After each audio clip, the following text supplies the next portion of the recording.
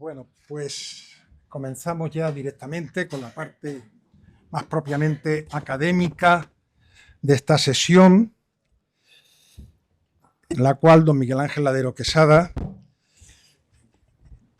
que durante muchos años ha sido catedrático de la Universidad Complutense de Madrid y hoy académico y bibliotecario de la Real Academia de la Historia, pues nos hablará sobre Alfonso X ante la guerra, teorías, proyectos y realidades. Bueno, no es la primera vez que tengo que presentar a don Miguel Ángel Ladero, pero para mí siempre es como si fuese la primera vez, me produce la misma emoción. Don Miguel Ángel Ladero fue mi director de tesis, ha sido mi maestro a lo largo de toda mi vida y creo que puedo decir que estamos ante uno de los grandes historiadores del siglo XX español y de lo que llevamos del siglo XXI, una de las personalidades pues, que más ha contribuido al despegue de la historia medieval a lo largo de estas ya muchas décadas de su actividad como docente y como investigador, puesto que él empezó jovencísimo en las tareas universitarias y que es pues un profesor, ante todo, un gran maestro. Y que quiero decir a los más jóvenes que están aquí que se acuerden bien, porque algún día, pasados muchos años, podrán decir, yo estuve y conocí a don Miguel Ángel Ladero. Y lo digo porque a mí me ha sucedido eso con algunos otros, que no es necesario mencionar ahora, que en su momento conocí también siendo muy joven, ¿no? Y después he podido decir, bueno, a don fulano de tal, pues yo lo conocí en determinada circunstancia. Es algo que verdaderamente es de esas cosas que se recuerdan siempre. Bueno, don Miguel Ángel Ladero, nos hemos comprometido todos a hacer unas presentaciones muy sucintas. He dicho ya que fue durante muchos años catedrático de la Universidad Complutense de Madrid, pero ya antes lo fue de la Universidad de Sevilla, donde fue mi profesor, y antes aún, con 27 años, catedrático de la Universidad de La Laguna. Y antes aún ya era archivero del Cuerpo de Archiveros del Estado. Persona, por lo tanto, lleva muchísimos años pues, en primera línea, ¿no?, de los estudios sobre historia medieval. Es académico de la historia también desde edad jovencísima, hoy casi podríamos decir inimaginable, y a lo largo de todos esos años, como digo, pues se puede decir que lo ha sido todo en la historia medieval. Son aproximadamente 50 las tesis doctorales que él ha dirigido. Muchísimos de sus discípulos pues son hoy catedráticos, profesores titulares, archiveros, cuerpos del Estado. Una personalidad de enorme relevancia.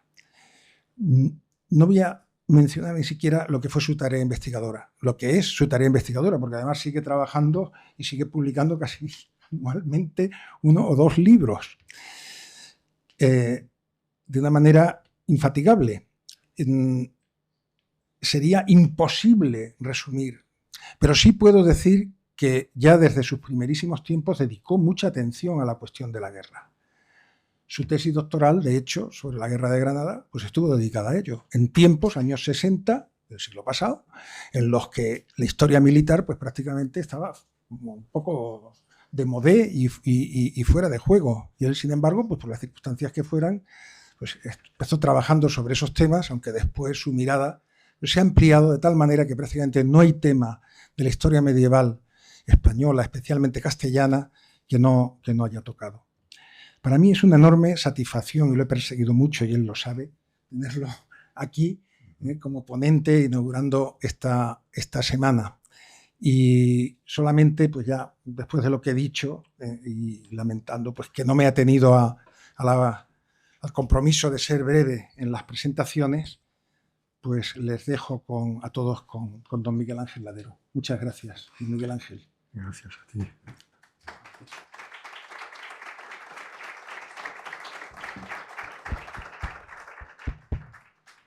Bueno, pues, buenas tardes a todos, señoras y señores, y ante todo, pues mi expresión de agradecimiento sincero a don Rafael Sánchez Saus por la amistad que una vez más me demuestra.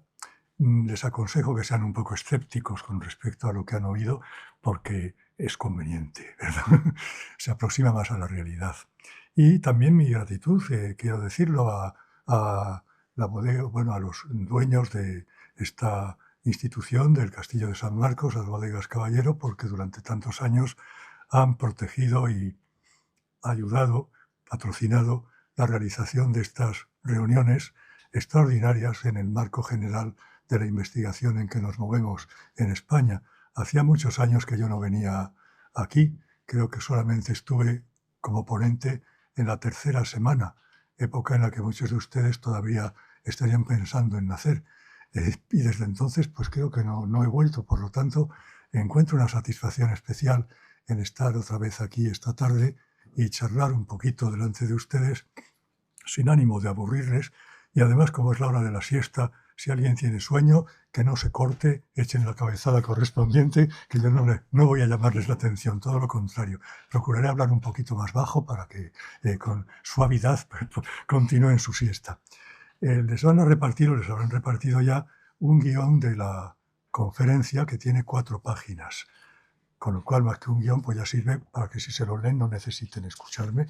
Y luego una página más con algunas orientaciones bibliográficas y al otro lado un mapa de la frontera del Reino de Granada que tendré en un momento dado que comentar a lo largo de la conferencia. Si todo el mundo tiene el programa, mejor, si no, pues pídanselo a alguno de los amables organizadores que estarán por ahí detrás y se lo facilitarán. Verán en él que voy a tratar de 3 cuestiones, intentando también no entrar en temas de otros ponentes, aunque ignoro lo que vayan a decir, pero no me gustaría pisar terreno a nadie y sobre todo si el que va a exponerlo sabe muchísimo más que yo sobre estas cuestiones. Me refiero sobre todo al profesor Francisco García Fiz. Entonces, primero he hecho un brevísimo esquema cronológico porque supongo que todos conocen bien el reinado, pero en el caso, tampoco ocurre nada raro, de que no fuera así del todo, pues conviene primero situarse en el tiempo y en las actividades del rey que tienen algo que ver con la guerra o con asuntos militares. Eso lo pasaremos con mucha velocidad. Luego, experiencias y algunas decisiones, está en la página 2, pues también pasaré deprisa, solo lo mencionaré, cuestiones relativas a la experiencia en tipología de operaciones militares, recursos humanos y materiales, etcétera, porque todo eso forma parte del núcleo de las huestes que formó el Alfonso X, pero sí me detendré en algún aspecto concreto. Primero, la importancia nueva que tiene la frontera, la formación de la frontera de Granada y en relación con ella cuestiones relativas a la tenencia de castillos, a las algaradas como forma de guerra o la cabalgada como forma de guerra más característica de la frontera y también a la guerra en el mar, aun a sabiendas de que ya ha habido una semana destinada a este tema, Alfonso X y el mar no hace mucho tiempo. Y sobre todo también otra cuestión, cómo el rey tuvo que poner a punto, en medio de enormes resistencias y dificultades, nuevos procedimientos para financiar las guerras y los servicios militares, que fue una de las grandes obras de su reinado por la continuidad que tuvo. Y si da tiempo, y si no en el escrito aparecerá, también me he preguntado, leyendo la segunda partida, especialmente los títulos sobre la guerra, qué ideas tenía Alfonso X o quienes redactaron la partida segunda sobre la guerra, sus justificaciones, sus límites. Ese es el esquema general. Me he permitido también añadir algunas referencias bibliográficas por orden temático, según se vaya explicando la conferencia, para que se den idea de que son asuntos complejos que han requerido ya la atención y la investigación de muchos historiadores, algunos de ellos aquí presentes muy relevantes. Y cuando hable de la frontera, pues tendremos delante este mapita para saber a qué fortalezas o a qué topónimos me estoy refiriendo con más facilidad. Porque la historia es cuándo y dónde. A menudo nos olvidamos de ello, pero hay que empezar por ahí. Si no se sabe anatomía, es imposible pasar a otras materias o costumbres, asuntos más profundos de los saberes históricos. Hay que ir, como decía Ricardo de San Víctor a mediados del siglo XII, per visibilia ad invisibilia. Pues bien, lo más visibilia de todo son las fechas, claro, la cronología. Se ha dicho muchas veces, siguiendo una frase tópica del padre Mariana en su Historia de España, escrita a principios del siglo XVII, que Alfonso X, a fuerza de mirar a las estrellas, pues se le vino el mundo encima, el mundo político y militar, y que fue un mal rey. Yo creo que esa apreciación es absolutamente errónea. Fue un rey que tuvo una vida política complicadísima y que hizo frente, a menudo con éxito, a problemas y a situaciones inéditas, y que dio soluciones que en muchos terrenos permanecieron durante siglos, lo cual quiere decir que eran buenas o por lo menos acertadas.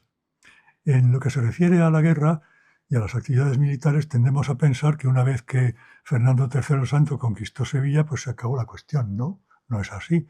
Alfonso, su hijo, tuvo que atender en muchos momentos a cuestiones y realidades de guerra. Por eso esta cronología, en ella vamos viendo poco a poco cómo él, siendo infante, fue el protagonista de la sumisión del reino musulmán de Murcia, su conversión en taifa, Pacto de Alcaraz, cómo fijó un tratado de frontera con Aragón, el Tratado de la Almizra, que fue decisivo, cómo después intervino en ayuda de su pariente Sancho II de Portugal en la guerra que le enfrentaba con su hermano Afonso III, cómo después estuvo en el cerco de Sevilla al lado de su padre, y ya muerto Fernando y el rey, al otro lado de su reino, las tensiones y los acuerdos con Enrique II de Inglaterra en Gascuña, o la tensión fortísima con Navarra, cuando allí cambió la dinastía y se produjo el riesgo enorme de inmersión de Navarra en el ámbito político del Reino de Francia, o la revuelta de su hermano Enrique en 1255 y su expulsión o salida del reino en la zona de Jerez, al tiempo que el señor de Vizcaya, Diego López de Haro, hacía lo propio al otro extremo del país. Son situaciones tensas que no se volvieron a presentar hasta unos años después. Es verdad que el hecho de Allende, es decir, el proyecto de continuar las conquistas en el norte de África, con notable desconocimiento de lo que era el norte de África, eso se repite después de la toma de Granada con los reyes católicos. Pensar que, como decían en los años 40, en la Rusia es cuestión de un día para nuestra infantería. Pues debían pensar que África también era cuestión de un día de conquistar, ¿no? No conocían lo que era aquello. Alfonso tampoco. Por eso el hecho de Allende pues acabó fracasando, pero en fin, tuvo un primer resultado en conexión con el desarrollo de la Marina. Esta expedición naval a Salé, está junto a Rabat, que fue más bien una cabalgada naval de las muchas que luego hubo a lo largo de la Baja Edad Media, pero el objetivo principal, que era Ceuta, nunca se consiguió entonces en manos de los azafíes y con una defensa costera y una armada fuerte a aquella ciudad, que pasó luego a control de los meriníes en 1274. Son años en los que el rey toma posiciones en toda la zona sometida, pero no conquistada propiamente, de las actuales provincias de Huelva y Cádiz. El asedio y toma de Niebla, la primera presencia en Cádiz, la ocupación del Alcázar de Jerez, las primeras repoblaciones, la demanda al emir granadino Muhammad I de Granada de ayuda para tomar de alguna manera Ceuta, y por último el estallido, la ruptura del vasallaje de Muhammad I con respecto a Alfonso X en 1264, la revuelta mudéjar en Andalucía y Murcia, cuyas dimensiones realmente ignoramos, pero que debió ser importante, es algo indudable. Cómo se vence esta revuelta y da pie a una continuidad e intensificación de la repoblación, de la colonización de tierras que hasta entonces habían estado pobladas por musulmanes, Niebla, por ejemplo, y de donde desaparece prácticamente esa población y hay que poblar con cristianos el territorio. Y paralelamente la fijación de la frontera con Portugal en 1267. El Tratado de Badajoz no es ajena a estas hostilidades, pero forma con ellas pues un, diríamos, argumento común en esos años. Tercer periodo, la revuelta de muchos grandes nobles en 1272 contra el rey, después de años de tensión, debidos en gran parte a las nuevas imposiciones que Alfonso creaba y que paradójicamente iban a ir en beneficio de los altos nobles que se sublevaron para pagar soldadas, tierras, etc. Revuelta que implica de nuevo a Granada, el desnaturamiento de estos nobles, su paso a Granada, el retorno a Castilla, finales del 73, de nuevo la tensión en la frontera de Navarra con Teobaldo II durante 3 años, y el año 74 algo que aparece, no es una operación militar, pero por la importancia logística que tuvo, podríamos considerarla como algo semejante, la ida al imperio del rey, aprovechando pues un claro en la situación que se termina abruptamente con el desembarco norteafricano de los Meriníes en la Baja Andalucía en mayo de 1275 y las sucesivas treguas y guerras que se van produciendo con momentos culminantes como en 1279 el asedio de Algeciras y su fracaso, o en 1280 el desastre del maestre de Santiago y sus caballeros en Moclín, que casi acaba con la propia orden de Santiago, y por último, pues la revuelta del infante Sancho en 1282 y los años finales del rey en Sevilla, asediado por la hostilidad, por las preocupaciones y por el abandono de muchos de sus súbditos. Es una vida muy compleja. Conviene siempre tener en la cabeza por lo menos algunas fechas clave para poder situar lo que se diga sobre el rey y sobre sus actividades de este tipo pues, ahora. El segundo apartado, experiencias y algunas decisiones. Claro, está en relación íntima con el primero. Ya digo que no me voy a referir a la tipología de las operaciones militares. Él conoció toda esa tipología y la practicó o la dirigió de una u otra manera. La cabalgada o entrada en tierra enemiga en busca de botín y cautivos. La guerra guerreada, es decir, el hueste en marcha que tala, saquea, hace grandes incursiones en territorio enemigo, a veces como aspecto previo a el cerco de algún castillo, ciudad o villa. Y por último la lid o batalla campal, acontecimiento más raro, pero que desde 1275 fue algo más frecuente contra los meriníes. Tampoco voy a ocuparme de los conocimientos de re militari que se exponen en partidas 2 y en otros puntos, porque estas cuestiones de didáctica militar, como todas las demás de esta época, quien las conoce y ha escrito sobre ellas con mayor detalle es el profesor García Fiz. Solo me limito a recordar un texto que tal vez se usa menos, no por él, sino por otros autores. Es el libro de los 12 sabios, que parece que se escribió hacia 1237 y que se utilizaría, se supone, en la educación de Alfonso Infante y de sus hermanos, cuando afirma este libro que hay que señorear el propio reino antes de iniciar conquistas para hacer todo bien y traer muchas tierras y provincias a la fe de Dios. Hay que tener prudencia y enumera qué debe tener el rey y su ejército antes de ponerse en campaña. Buen abastamiento a precios asequibles y de buena calidad. Prohibir las reventas de bienes, alimentos en tiempo de guerra. Ir a tierras donde haya, sobre todo, agua, pastos y mantenimientos, porque de lo contrario pueden volverse con el rabo entre las piernas y con muchos muertos, animales, caballos y personas. No llevar a la conquista gentes codiciosas de llevarse el sueldo, sino de gentes deseosas de servir. Entrar en tiempo oportuno, primavera, otoño, poderosamente, talar antes de sitiar, ir con tropas formadas por hombres de confianza y, en fin, una serie de consejos generales que, bueno, cualquier estratega pondría en práctica si fuera sensato, pero la experiencia demuestra que los estrategas, desde tiempos remotos hasta estos últimos días, no son sensatos, a juzgar por las cosas que vemos que hicieron y que a veces parece que están haciendo. Y tampoco voy a hablar de los recursos humanos y materiales para la guerra, cómo se formaba la hueste, los hombres del rey, las mesnadas de grandes nobles, las milicias concejiles y en ellas la promoción de los caballeros, que fue una gran preocupación de Alfonso X, las huestes pequeñas pero, digamos, profesionales y eficaces de órdenes militares y, por último, los primeros atisbos del servicio de armas para redimir delitos.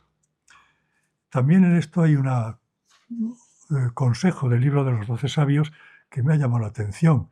Dice, no lleves a tu conquista compañías concejiles, o sea, huestes de concejos, si no fueren escogidos por hombres de fiar y que se les pague bien su sueldo. No debes hacer cuenta de la gente que va sin dineros y no sabe qué es tomar lanza para herir, que cuando pensares que tienes algo, no tienes nada. Además de que en la pelea los flacos estorban a los fuertes y los cobardes hacen huir a los buenos. Por lo tanto, por ende, siempre pone la delantera a los más fuertes y esforzados. La recomendación es que no lleve peones de milicias concejiles, a no ser que estén algo profesionalizados, que se limite a la caballería concejil. En fin, voy a limitarme, como digo, a algunas prioridades bélicas que parece haber tenido el rey después de las grandes conquistas del siglo XIII. La primera, las fronteras terrestres, porque durante su reinado se formó una nueva frontera, la frontera de Granada, todavía, digamos, fluida en algunos puntos y momentos durante unos decenios, pero tuvo que hacer frente a una situación nueva, que no había ocurrido pues tal vez desde tiempos de Alfonso VIII, con la formación de la frontera del Guadiana y su estabilidad relativa entre 1170 y 1220.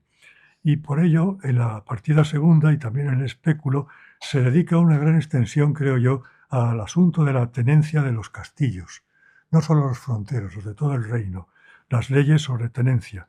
Importa en ellas mucho el que los alcaides, los tenentes, juran el cargo y entran a ejercerlo a costumbre de España, consuetudo Hispaniae, fuero y costumbre de España, como se decía en Cataluña y Valencia, que esto es común a toda la España de la época. ¿Qué quiere decir esto? Que el alcaide, que tenía que ser de condición social noble por vía paterna y materna, recibe la fortaleza de manos del representante del rey, de su portero, y jura, en pleito homenaje, que la mantendrá operativa, residirá personalmente en ella, salvo en algún caso o momento, y que recibirá las pagas y llevas de provisiones correspondientes, pero que la entregará al rey siempre que él se lo pida. No hay ningún señor intermedio que pueda el alcaide, por así decirlo, poner como excusa para no devolver la tenencia al rey. Esta es la tenencia costumbre de España. Y es muy importante porque en otros reinos no existe. Aquí sí, y es una muestra del mayor poder directo que el monarca tiene. Igual que otra cuestión en la que trató hace muchos años Hilda Grasotti, el concepto de hacer guerra y paz con el rey, no hacer guerra por su cuenta, la orden militar, tenente de fortalezas o el alcaide o tal. ¿Qué quiere decir hacer guerra y paz con el rey o al rey? Pues que hacerla con él. Cuando él dice guerra, guerra. Cuando dice paz, paz. En realidad, ¿esto qué es? Esto es una regalía. El derecho de guerra y paz es una regalía soberana.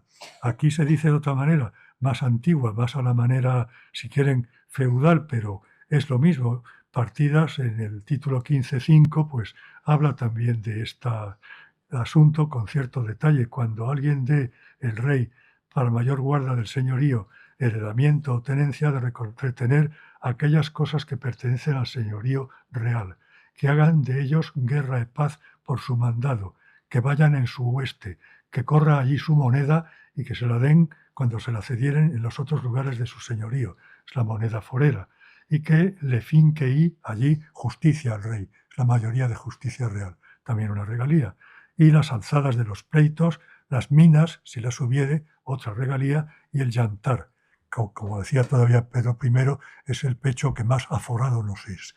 En cierto modo tiene razón, si no se come, lo demás pues empieza a sobrar, ¿no? El yantar. Bien, pues un consejo también de las partidas: no apoderes en las fortalezas a los poderosos, porque así los podrás juzgar cuando quisieres, que muchas veces la causa desordena la voluntad. Y si tienen fortalezas del rey, su voluntad para servirle puede ser menor en caso de crisis. Ya lo padeció Alfonso X amargamente a partir de 1272 y sobre todo del año 82. Bueno, pues como les digo, en esta carrera contrarreloj que estoy haciendo, ya me perdonarán, sobre todo los que saben mucho. Esta es una conferencia dirigida más bien a los que empiezan a foguearse en el reinado de Alfonso X, ¿no? Digo que se está formando la frontera de Granada y que en ella hay castillos de titularidad realenga o concejil en nombre del rey, también de algunos nobles seglares, pero todavía muy pocos. La primera promoción de fortalezas fronterizas en manos de nobles seglares ocurre ya a finales del siglo XIII y su primer beneficiario es Alfonso Pérez de Guzmán, el tronco de la casa de los futuros duques de Medina Sidonia. En cambio, Alfonso X confió, y tal vez con exceso, creo yo, en las órdenes militares. Sobredimensionó el poder que ellas tenían Las órdenes efectivamente habían nacido para ser eso, el ejército de la frontera, por decirlo en una palabra o un término muy, muy conciso. En la frontera del Guadiana, entre 1150, me refiero a las órdenes hispánicas, y 1170 aproximadamente, defender el territorio, controlarlo a partir de fortalezas, conocerlo bien para programar o dirigir cabalgadas o para guiar al ejército, a la hueste real, cuando se interna en él, es decir, una tropa especializada y muy experimentada, pero no muy cuantiosa. Entonces, no en todas las zonas de la nueva frontera de Granada se consolida el procedimiento de dar fortalezas a las órdenes, porque las órdenes no tienen capacidad, creo yo, para recibirla, y porque al tiempo están repoblando los señoríos y dominios de Castilla la Nueva y de Extremadura. Era demasiado pedir. Y entonces, sí, se han hecho artículos excelentes sobre Alfonso X y las órdenes militares, sobre todo en Andalucía, pero todos los que he podido ver enumeran los castillos que se da a cada orden, por separado. Yo me he permitido una pequeña licencia. No me importa a qué orden se los da. Lo que me importa es dónde están los castillos. Y si ven ustedes el mapa, aunque es mucho pedir que lo vean porque realmente es muy pequeñito, he subrayado todos los que... Voy a ponerme las gafas de ver, si las encuentro. Ah, ¿dónde las tenía? Ah, por eso se llaman gafas de ver, como no las llevaba puestas, pues no las había visto. Perdonen la tontería porque además nos están grabando.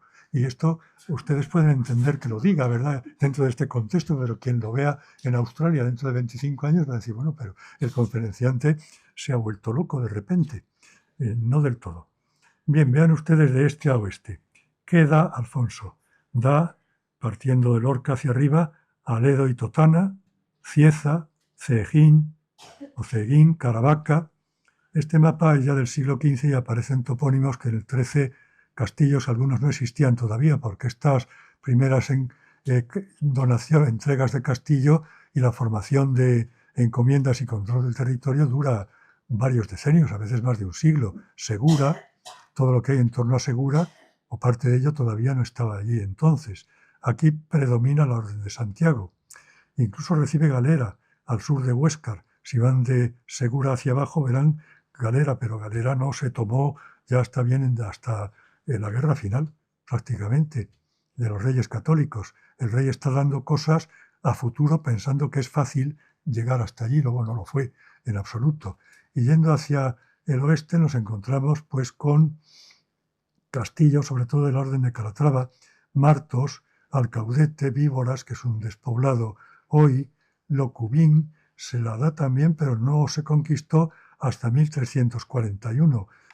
Un castillo no localizado por mí, al menos Tiñosa, estaba entre Cabra y Priego, no cuajó.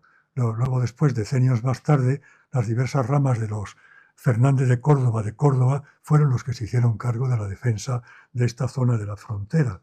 Y si seguimos, vemos Benamejí, también lo dona, creo que a la Orden de Santiago, junto con Estepa, o en otro momento, pero Benamejí tampoco se conquistó hasta 1341. También se permitió donar a los santiaguistas Archidona y Antequera. Se conquistan en 1410 y en 1462. Y más hacia el oeste, pues los tres castillos que realmente permanecieron: Estepa de Santiago, Osuna de Calatrava, junto con Cazalla, y Morón y Cote de Alcántara. Y más al sur, ya en la zona gaditana, Medinasidonia, Vejer, Alcalá de los Gazules, pasaron de mano en mano, Orden de Santa María de España, Orden de Santiago, pero ahí no cuajó la presencia de las órdenes. Da la sensación de que se conformaron o dijeron, bueno, lo que esté cerca de La Mancha y de nuestros señoríos del sureste de Castilla la Nueva, podemos llegar a ello, defenderlo, abastecerlo y tal. Pero a medida que nos alejamos de ahí, la dificultad es mayor, zona de Córdoba, y ya se nos hace imposible prácticamente mantener los castillos de la zona del Guadalete y del sur. Y de hecho no los mantuvieron. Por lo tanto, puede que sea una interpretación apresurada la que estoy haciendo, pero hay no que poner en duda la importancia de las órdenes militares, pero sí que procurar centrar, concretar cuál fue y en qué zonas lo fue.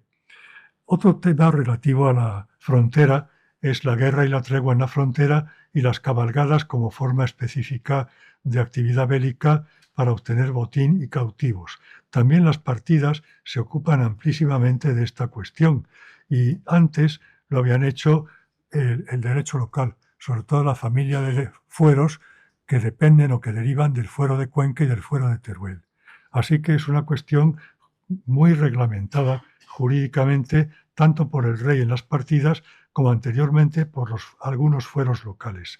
Y en la Baja Edad Media, en efecto, se observa cómo los alcaldes entre moros y cristianos de la frontera de Granada de los siglos XIV y XV aplican las partidas cuando hay pleitos sobre cabalgadas.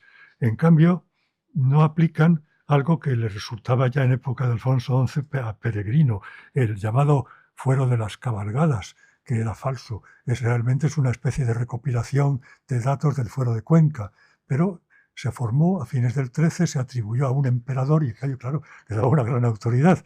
Ahora, es un fuero que como tal creo que nunca existió.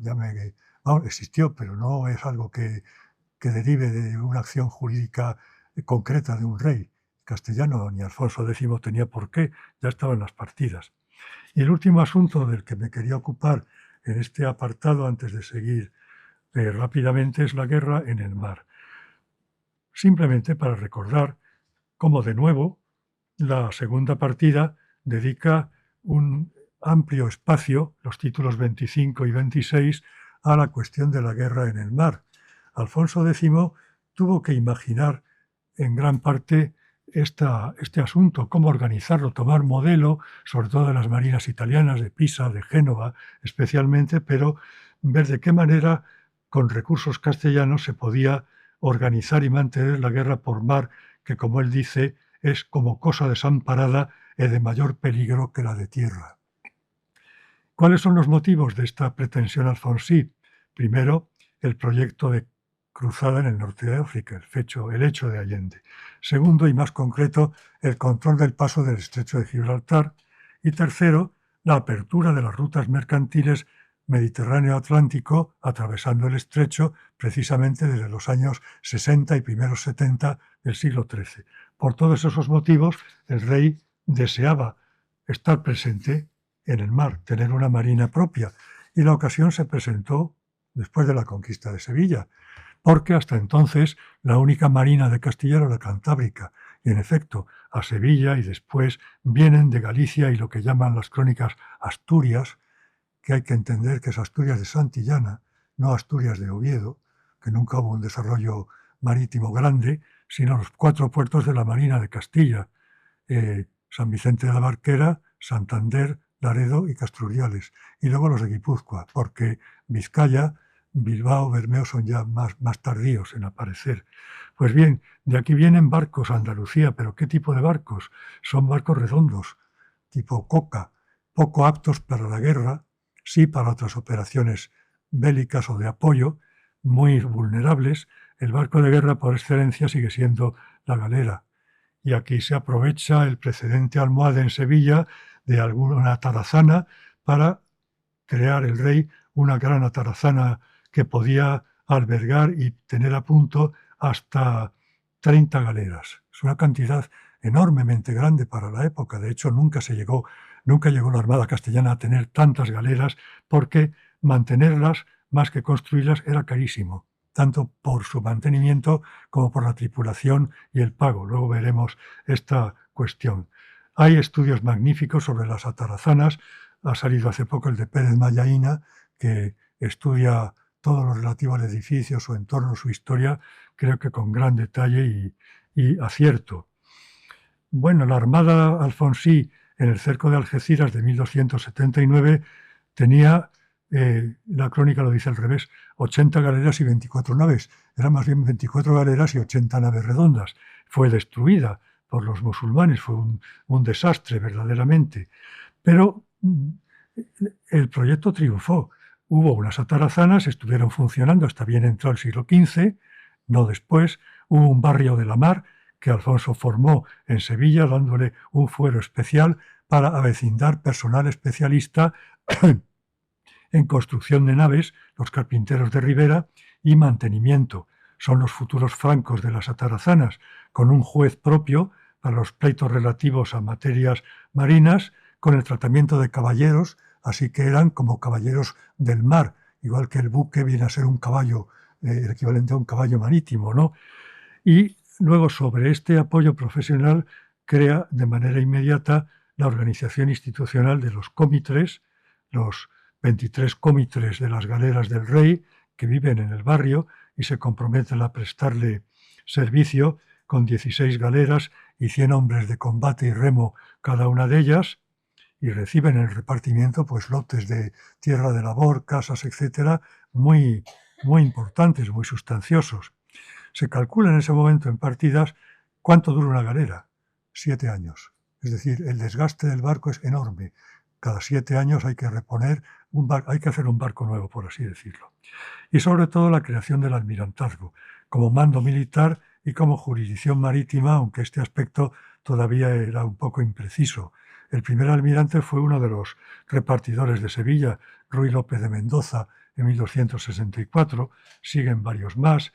En 1279 parece que era Pedro Martínez de Fe, y las partidas dedican un precioso apartado, que no voy a leer porque es muy largo, a qué es el almirante como caudillo de todos los que van en los navíos y qué distinciones debe tener tanto en el vestido como en el tratamiento que recibe, el poder absoluto que tiene cuando va en la flota, porque la autoridad suya nunca debe ser discutida, es cuestión de vida o muerte. Lo que manda el capitán, y sigue siendo así, en las marinas actuales no hay superior que lo pueda mover mientras esté en el mar, antes por lo menos de la aparición de la radio y de la comunicación a distancia.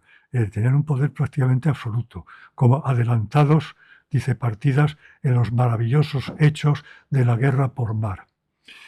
Y por último, el rey también se atrevió a crear en 1272 una orden militar dedicada a la guerra por mar. ¿Saben cuál es? La Orden Militar de Santa María de España, cuyo convento mayor tendría que estar aquí desde 1278 en Puerto de Santa María, y tener bases principales también en Cartagena, La Coruña, San Sebastián. Quitando San Sebastián, el acierto del emplazamiento es evidente, porque las cabeceras de zonas navales en España actualmente siguen siendo esas: Cartagena, Cádiz, en fin, San Fernando y Coruña, Ferrol, está al lado. Así que no pudo tener mejor ojo el rey en lo que mira a eso. La orden desapareció en 1280, después de la derrota de los santiaguistas en Moclín, porque se incorporaron sus caballeros a la Orden de Santiago para evitar casi su desaparición. Y durante decenios, los reyes, durante la larga guerra del Estrecho, aparte de la marina propia de galeras de Sevilla, tuvieron siempre que contratar galeras foráneas. Son sobre todo las genovesas, también las del rey de Aragón, que las prestaba volontiers, que dirían los franceses, pero no gratis. Una cosa es prestarte mis galeras y otra no cobrar, y a veces el rey de Portugal. Y claro, mantener una galera era algo tremendamente caro. Calculen ustedes 500 doblas al mes, 6.000 doblas de oro al año. Ahora, cuando hablemos de presupuestos, verán lo que esto significa. Tanto significa que ya en el siglo XV, pues, con los cambios de estrategias y formas de guerra naval, se cerraron, de hecho, las atarazanas de Sevilla, y en la guerra última de Granada de los Reyes Católicos, lo que opera como fuerza de apoyo y de vigilancia en la costa granadina son galeras catalanas. Claro que el rey Fernando así favorecía a sus vasallos y nobles catalanes, y siguió habiendo galeras catalanas en la costa granadina hasta mediados del XVI, 4. Podrían haber sido perfectamente malagueñas, pero cuestiones, digamos, de reparto de dinero hacía que se la llevaran los catalanes. En fin, esto no viene a cuento mucho ahora. Y por último, dentro de esta segunda parte, la financiación de combatientes y de guerras. En un libro muy reciente, bueno, salido hace poco más de un mes, me parece, Ignacio Álvarez Borges, Guerra, Nobleza, Economía, entre 1150 y 1350, ha tocado estos asuntos de una manera directa y profunda. Yo, en cierto modo, también lo hice hace ya bastantes años, en algunos libros sobre fiscalidad y poder real. Lo que ocurre en época de Alfonso X es que se termina la posibilidad de pagar servicios militares de una manera continua con botín, con repartos de tierra, quedan las cabalgadas, pero esto es algo esporádico. La economía se está monetizando y por lo tanto al rey le conviene más pagar sueldos en dinero que no tenencias en tierra que pueden convertirse andando el tiempo en señoríos. Y las soluciones habituales ya conocidas no eran suficientes. Por ejemplo, a las órdenes militares se les podía pagar muchos de sus servicios con tierras, aldeas, cesión de porzados, de privilegios locales, con señoríos que repoblaban y eran una fuente de ingresos, a veces pagando directamente la tenencia de una fortaleza. Por ejemplo, Tarifa se otorga como tenencia a la Orden de Calatrava, creo, con 2 millones de maravedíes al año de paga, en 1294 o 92. Las huestes concejiles, pues bien, también era hasta cierto punto posible pagar de una manera indirecta, promoviendo a los caballeros villanos, es el famoso privilegio de las Extremaduras, que no solo se llamó así, que dio Alfonso a numerosas ciudades y villas, otorgando los cargos municipales principales a los caballeros que mantuvieran caballo y armas, eximiéndoles de impuestos directos a ellos y a sus hijos si mantenían caballo, haciendo algunos vasallos directos del rey o del infante. Así, sin pagarles dinero, salvo en caso de guerra el sueldo, tenía tropas preparadas, concejiles. El problema mayor era pagar el sueldo en efectivo a los hombres de la mesnada real y sobre todo a los grandes nobles. No era posible hacerlo ya con procedimientos tradicionales y Alfonso X tomó decisiones que fueron de gran duración porque son el fundamento de la hacienda real castellana hasta el siglo XIX en algunos aspectos. Las tomó en medio de grandes dificultades y de revueltas de los que paradójicamente eran sus mayores beneficiarios, por lo menos como grupo social. ¿Qué hizo? Primero, tomar recursos de origen eclesiástico. Este es un procedimiento habitual en Castilla, nunca se ha valorado suficientemente. El hecho de que por lo menos hasta el siglo XVI la tercera parte de los ingresos de la corona no son impuestos, son de una u otra manera derechos e ingresos de origen eclesiástico, son de otra fiscalidad. Primero, tercias reales sobre el diezmo eclesiástico, que se cobra sobre las cosechas y los productos agrarios. El rey favorece el cobro del diezmo a cambio de recibir las 2/9 partes. Son las tercias reales. Alfonso X generalizó el cobro, con o sin licencia pontificia, que teóricamente era preceptiva. Segundo, 1/10 sobre las rentas eclesiásticas. Aquí sí hacía falta la concesión pontificia en cada caso. Y además la gestión del cobro no era del rey, al contrario que las tercias. Gestionaba el rey, aquí gestionan los obispos. Son los obispos los que le dan el dinero al rey. También hubo muchas décimas o cosas similares desde 1265 en adelante. En 1274 el Segundo Concilio de León generalizó el concepto para toda la cristiandad. Es el subsidio pro terre sanctae. En Castilla siempre que se cobró para actividades militares dentro de la península. Y tercero, la bula de cruzada, que el rey obtiene con facilidad. No cabe duda de que pensaba que estaba haciendo una guerra santa, y lo pensaban los papas, que era más importante, porque eran los que concedían la bula de cruzada, ¿no? A mí se me plantea, sin embargo, un problema aquí, que no he sabido todavía cómo responder, porque en el siglo XV, que es lo que yo conozco un poquito más claro, pueden tomar la bula gente que no va a combatir, dar una limosna y luego aplicar la bula, la indulgencia, a ellos mismos o incluso a difuntos. Y así se recauda mucho dinero. Pero no me consta que en época de Alfonso X la bula se extendiera a no combatientes y que se cobraran limosnas a cambio de obtener la indulgencia y que esas limosnas se aplicaran a la guerra. No lo he visto en ninguna parte. Es más, en tiempos posteriores, pues muchas de estas limosnas se podían aplicar a difuntos. Pero en época de Alfonso X probablemente no, porque todavía no estaba totalmente definido qué era el purgatorio. Quien lo da curso, por así decirlo, dogmático es el Segundo Concilio de León, en 1274, y en qué consistía esa especie de tiempo no terreno, que es el único tiempo que existe en el más allá. Si ustedes se dan cuenta, el infierno y el cielo son eternos, son inmutables, el purgatorio no, ahí hay tiempo. porque si no, no se puede redimir. Que la pena que un difunto tiene y que está purgando en el purgatorio X años, etcétera, ¿no? En fin, y pregunto a los especialistas, ¿se cobraba dinero de la bula de cruzada a no combatientes en aquella época? Porque si no se cobraba, hombre, realmente es una ayuda, pero no tan grande como parece. Ahora, segundo, una nueva fiscalidad regia, esto es fundamental. El rey tiene capacidad para demandar ayudas extraordinarias, leemos en la segunda partida, por razón de su labor de gobierno y de defensa. Es legítimo. Leemos también en el libro de los 100 capítulos, en el libro de las confesiones, de manera que, bueno, él aplicó en práctica casi por primera vez esto de una manera sistemática. Mantuvo derechos tradicionales, la fonsadera, que se cobra a los que no van a la guerra y que era todavía un tributo apreciable en su época.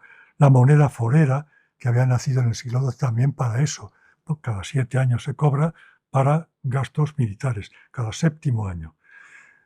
Pero la innovación es que las Cortes otorgan a Alfonso X, desde 1269, servicios no foreros, 2 al año, y eso ya no cesa, a pesar de las protestas y de las resistencias. Cada servicio no forero equivale a en torno a 1.500.000 maravedíes, son 80.000 doblas más al año para la Hacienda Real. Es una cantidad muy importante y que se consolidó. También otros ingresos fiscales nuevos que todos aparecen entre 1265 y 1272. El servicio de ganados trashumantes, paralelo a la formación de la Mesta, de los serranos. Y luego el empleo de las aduanas.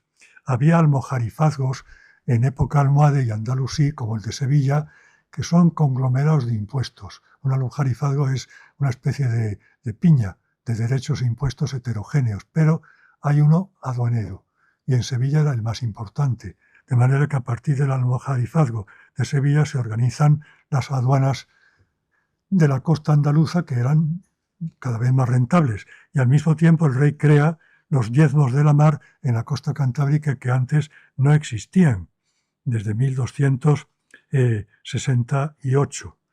Y por último utiliza también como instrumento de cobro y de beneficio fiscal la moneda, porque desde 1265 acuña moneda de vellón cada vez de menor valor intrínseco, con un valor nominal mayor del que la correspondería, y se beneficia, por así decirlo, de la puesta en circulación de esa moneda y los primeros pagos de servicios que se hacen con ella.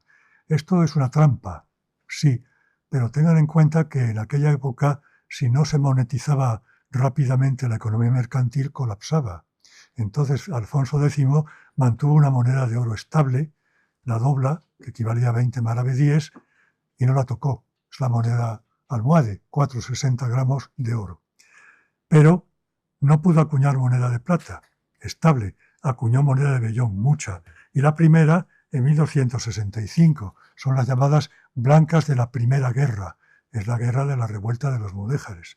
Y de los reyes sucesivos siguieron acuñando monedas de vellón de distinto valor intrínseco y contenido en plata, pero al final siempre llegas a la conclusión de que es una devaluación. En 1270 los prietos, en el 78 la blanca nueva, en el 86 Sancho IV los coronados, vuelve a devaluar. Y por último, la apelación a lo que a veces llaman los historiadores el chivo expiatorio, es decir, los judíos. La comunidad judía llega tal vez a su mejor momento en Castilla a mediados en el tercer cuarto del siglo XIII. El tesorero del rey, que es un personaje privado, no es un cargo público, o almojarife mayor, suele ser un judío. Pues bien, en 1280 el rey manda a ejecutar a su tesorero, Isaac de la Mareja, porque le acusa de haber malversado los fondos que se habrían de destinar a la campaña de Algeciras, que fracasó. Esto habría quedado pues en una ejecución y una confiscación de bienes personal, pero aprovechó la circunstancia para poner a las juderías un tributo especial confiscatorio, 12.000 maravedíes al día. Es decir, pues serían 215.000 doblas de oro al año. Esto no hay quien lo aguante. En pocos años las juderías se habrían arruinado, los judíos habrían tenido o que emigrar o que desaparecer. Lo que pasa, claro, es que este tributo, con el paso de los años, fue bajando. En 1290 era ya la mitad 2 millones de maravedíes al año, tiene para nosotros la importancia añadida de que nos permite tener los primeros padrones de juderías, saber dónde estaban y qué importancia financiera relativa tenía cada una de ellas. Yo le ruego a don Rafael que me diga si tengo que terminar ya. Un poquitín más, bueno, pero muy poco. En conclusión, mientras que en Inglaterra Eduardo I expulsaba a los judíos, en Castilla su cuñado Alfonso, era el hermano mayor de Leonor, la mujer de Eduardo I, decía que mejor que expulsarles era exprimirles, hablando llanamente, argumentando que se habían enriquecido abusivamente a costa de los cristianos del país. Pero claro, la trampa consistía en que tal vez hubiera habido un abuso en el enriquecimiento judío, pero en la extracción de ese abuso el rey se quedaba con el dinero, no se lo devolvía a los cristianos del país, de manera que se convertía en otra forma de tributación indirecta de todos vía expolio de los judíos. Todo esto junto da lugar a que posiblemente los ingresos de la corona se hayan multiplicado por 2 desde 1265 al 75-80, de unas 200.000 doblas a más de 400.000.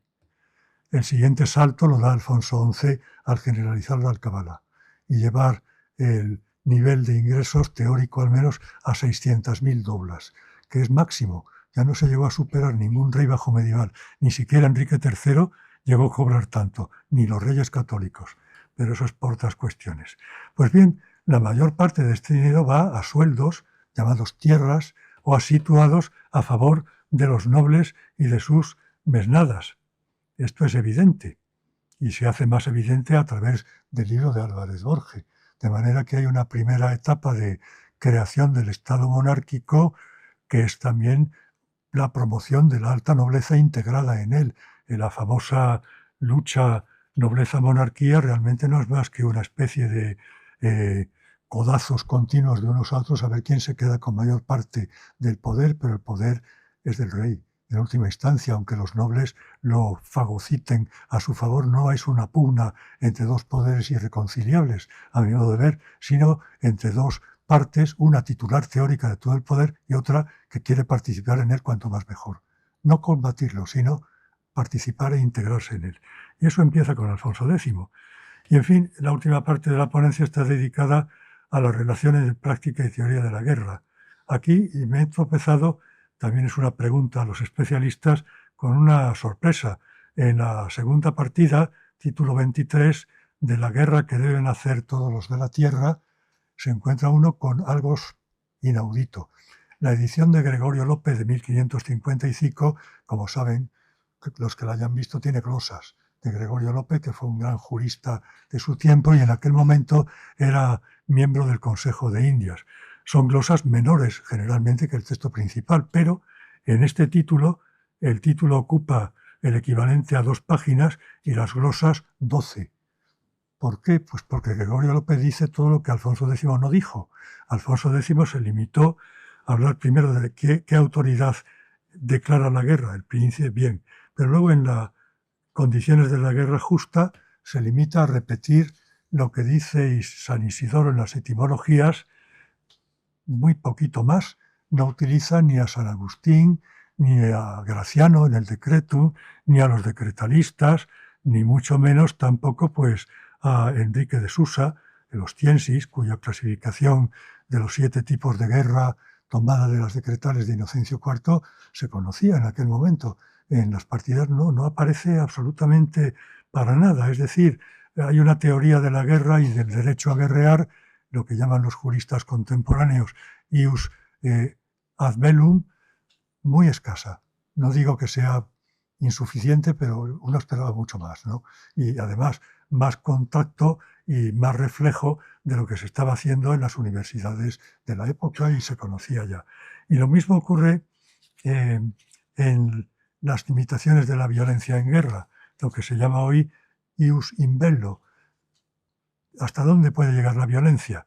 Pues también estas ideas que ya estaban vigentes en la época y integradas muchas de ellas en el modelo de comportamiento de la caballería, es la ética del caballero, proporcionalidad en la respuesta en relación con el daño recibido, ausencia de venganza, de apasionamiento, no cometer actos atroces, matanzas arbitrarias, no destruir bienes o saquear innecesariamente, respetar los pactos parciales incluso en tiempo de guerra, tener misericordia con los vencidos, no pasarlos a espada, excluir de los actos violentos a los no combatientes, cosa que todavía hoy se está discutiendo. Todo eso no hay ninguna alusión. En el título relativo, por ejemplo, el 21, de los caballeros y de las cosas que les conviene hacer. Si lo leen, se dedica a decir quién puede ser caballero, cómo se arma caballero, qué armas debe tener, cómo le conviene vestir, comportarse, pero no hay ni palabra sobre cuál debe ser su ética en la guerra.